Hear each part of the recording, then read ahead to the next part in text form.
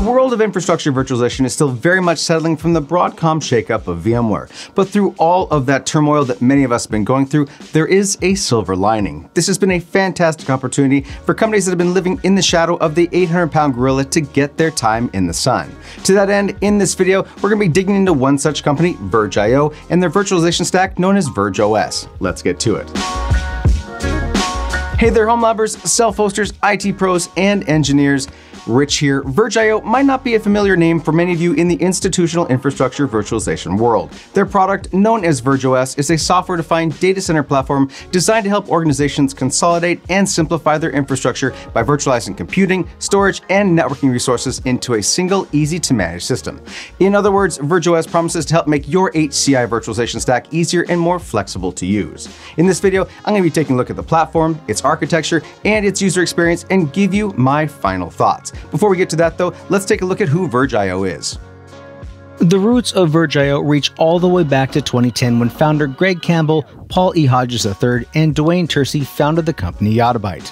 Around 2018, after reorganization at the company, Yottabyte was renamed to VergeIO. The company developed VergeOS, a unified platform that integrates compute, storage, and networking functions into a single, easily managed system that they call UCI, or Ultra-converged infrastructure. VergeIO claims their approach reduces the need for specialized hardware and expertise, empowering IT generalists to manage entire virtual data centers with ease, cutting down both operational costs and complexity. VergeIO has coined the term UCI, or ultra-converged infrastructure, and while that does feel like quite a marketing spin to differentiate themselves from other HCI vendors like Nutanix, VMware, or Scale, they are doing some things differently.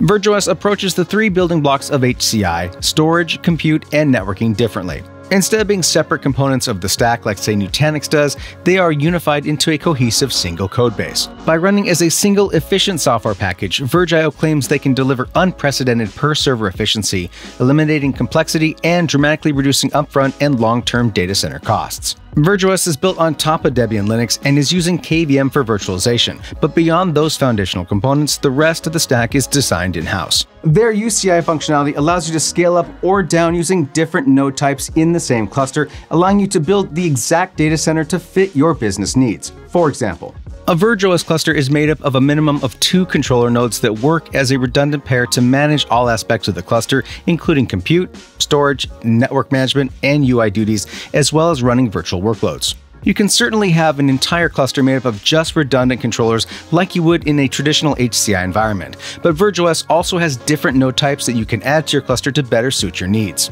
For example, you can deploy storage-only nodes whose only job is to add storage to your cluster, and likewise, you can add compute-only nodes if you need to increase your cluster's available compute. This is the first time I've come across a virtualization platform, HCI or otherwise, that doesn't require that every node be identical in configuration and gives you the power to scale out your virtual infrastructure to best align with your business needs.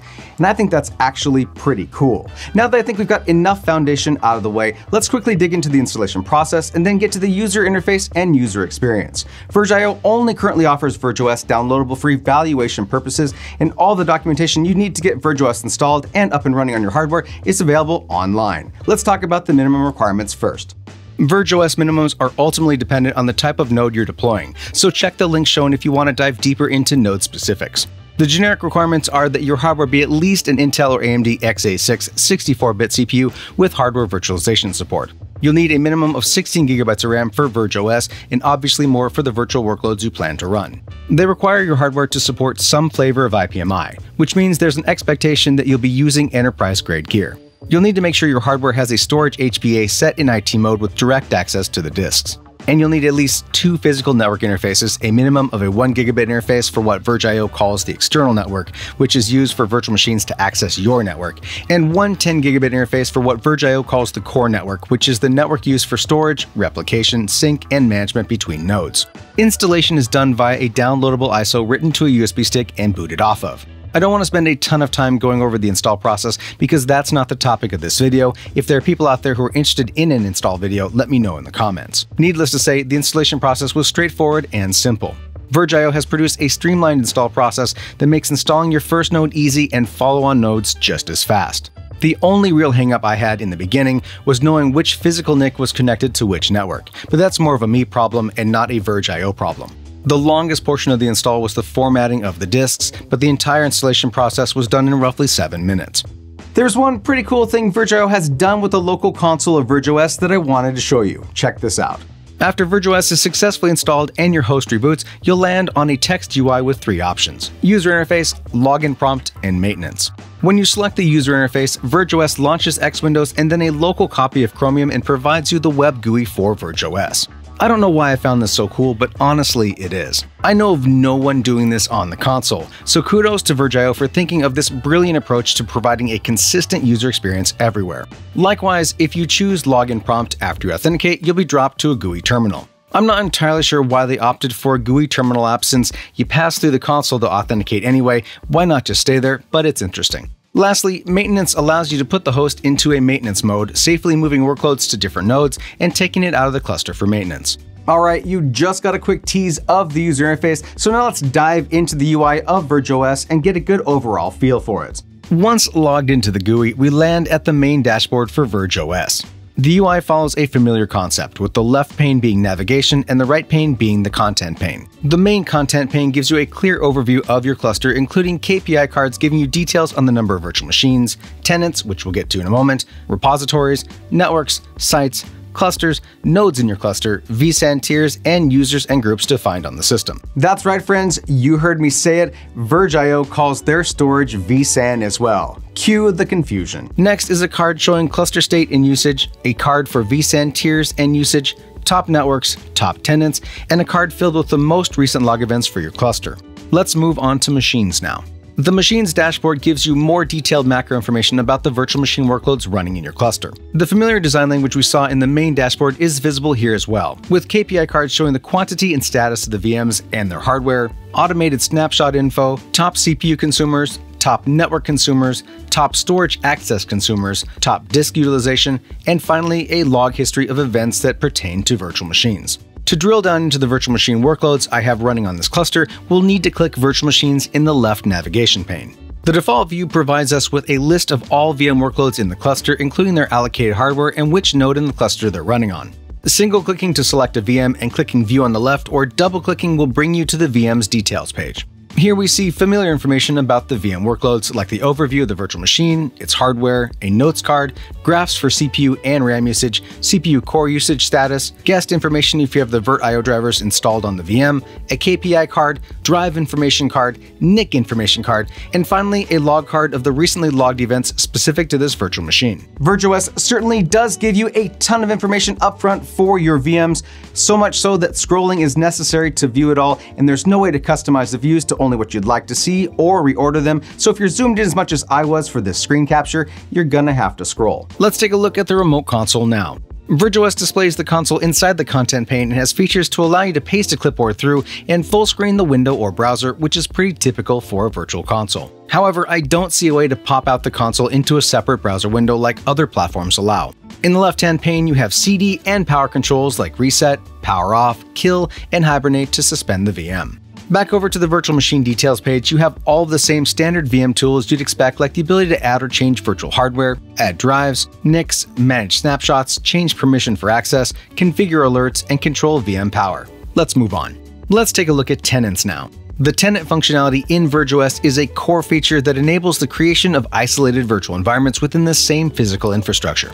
This capability is designed to support multi-tenancy, allowing multiple users or groups to have their own logically separate and secure space that share cluster resources securely while maintaining complete separation from each other. To put it simply, VergeOS allows you to essentially run separate data centers within the cluster, each of which is entirely independent from each other. I think this is so fascinating and the first time that I've seen a feature like this natively baked into any virtualization platform. You could basically become your own cloud data center service provider with VergeOS, each having its own separated compute, storage, and networking resources, access control, and management. Take that, Microsoft Azure. VergeOS also has built in a lot of features we're seeing from the open source hypervisors on the market that make spinning up virtual machines fast. VergeOS has a catalog feature kept up to date regularly that contains recipes that allow you to quickly deploy different Linux and Windows VMs, as well as pre-configured VMs running Docker, Kubernetes K3s, LAMP stacks, and more with just a few clicks. We'll take a look at how you utilize that in a moment. VergeOS also features a NAS services functionality similar to Nutanix that allows you to spin up CIFS and NFS shares that are sourced from the internal storage in the cluster, allowing you to utilize your cluster storage for more than just virtual workloads. Next, Media Images allows you to upload and manage ISO images you need for VM functions.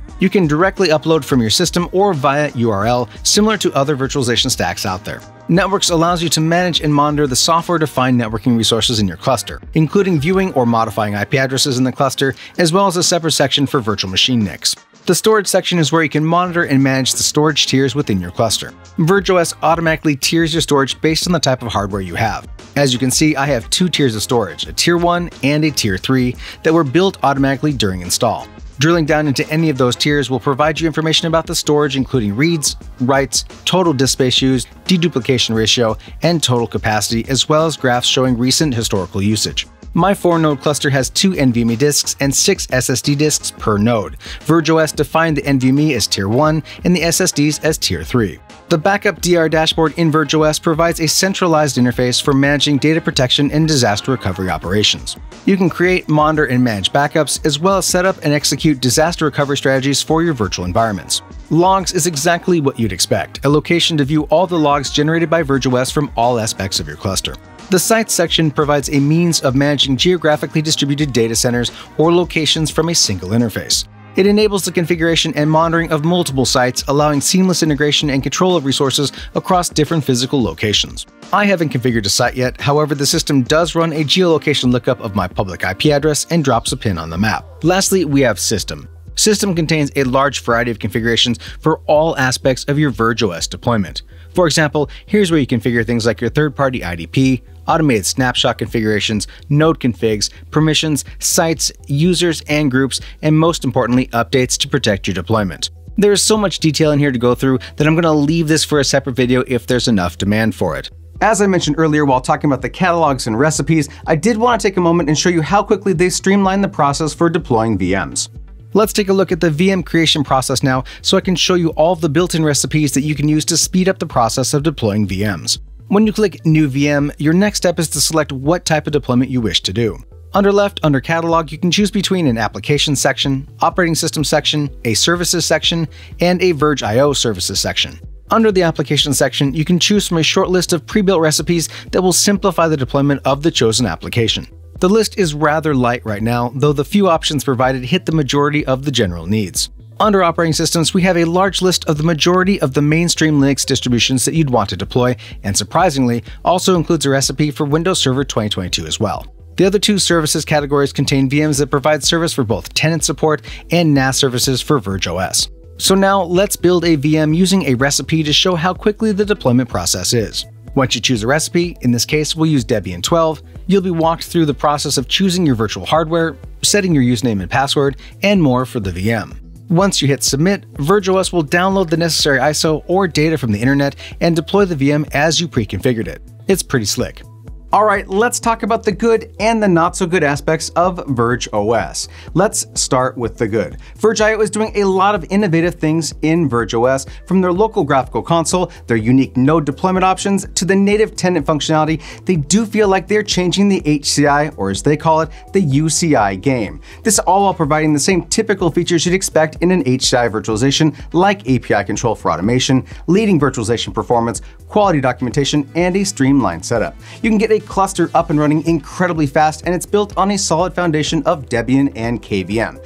And there's a lot more that I didn't even talk about here, like built-in native deduplication across the entire cluster storage.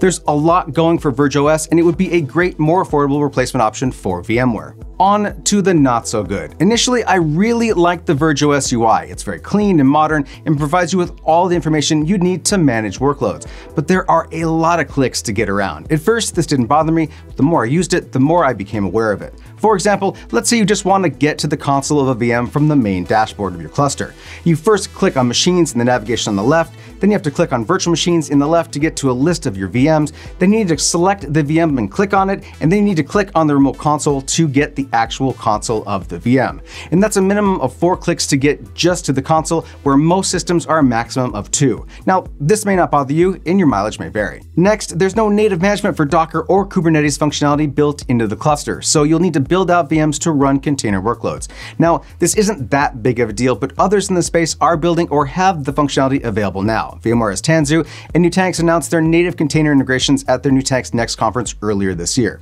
The good news is, I've been told that it's on their roadmap, so we could see it soon, but it's not available right now. Third, and arguably the biggest one, VergeOS doesn't have any native integrations with third-party backup providers at this point. You can certainly use agent-based backups in your VMs, but outside of the native backup and restore functionality in VergeOS, you're out of luck. I hate to sound like a broken record, but a lot of businesses, including my own, consider backup and restore a crucial component to their business continuity plan, so I hope VergeIO is working to resolve that. Lastly, and this is more personal than anything, but there is no HomeLab version of VergeOS available at this time. I will die on this hill, but I believe that the value of having a HomeLab version of your stack available for people to use, test, and evaluate long-term at home is massively beneficial, and it shows goodwill and intent to your community, as well as boosting exposure.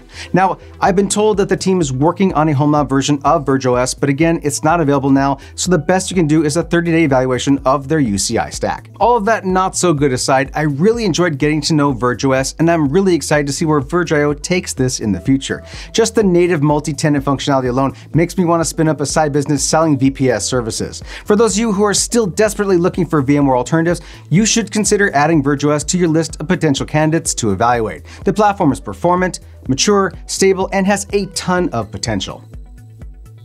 And that, friends, will do it for this video. If you liked it, throw us a sub and a like. And if you have a beef with anything I've said here, let me know in the comments below. Special thank you to our YouTube members. You guys help keep the lights on, and we thank you for it. If you'd like to support the channel, consider becoming a member or buy some of this awesome swag that we have. It all helps us keep making these videos. And now that you finished watching this video, how about checking out this playlist over here of other great virtualization videos we've done in the past? If you're looking for your next great enterprise virtualization platform, we can help.